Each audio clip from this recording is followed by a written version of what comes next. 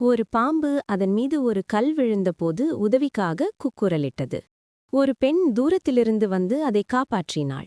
அதை காப்பாற்றிய பிறகு பாம்பு கூறியது, எனக்கு உதவி செய்பவர்களை கடிக்கப் போவதாக நான் சத்தியம் செய்துள்ளேன்.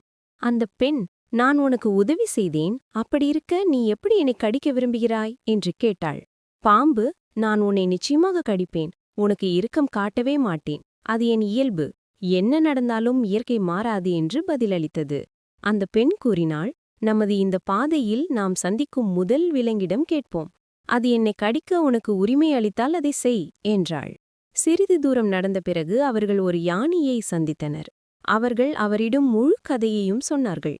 யானை தந்திரமாக கூறியது, நீங்கள் என் முன் அதே காட்சியை மீண்டும் நடித்து காட்டும் வரை நான் அதை நம்பவே மாட்டேன்.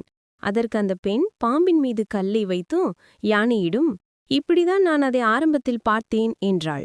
யானை கூறியது, கல்லுக்கடியில் ஆரம்பத்தில் இருந்தது போலவே விட்டுவிடுங்கள், ஏனென்றால் நன்றி கெட்டவர்கள் ஒருபோதும் உதவிக்கு தகுதியற்றவர்கள். உங்களிடம் கருணையை பெறும் அனைவரும் அந்த உதவியை பாராட்டுவதில்லை. நன்றி கெட்டவர்களாக பழகியவர்கள் நீங்கள் என்ன செய்தாலும் ஒருபோதும் மாறமாட்டார்கள்.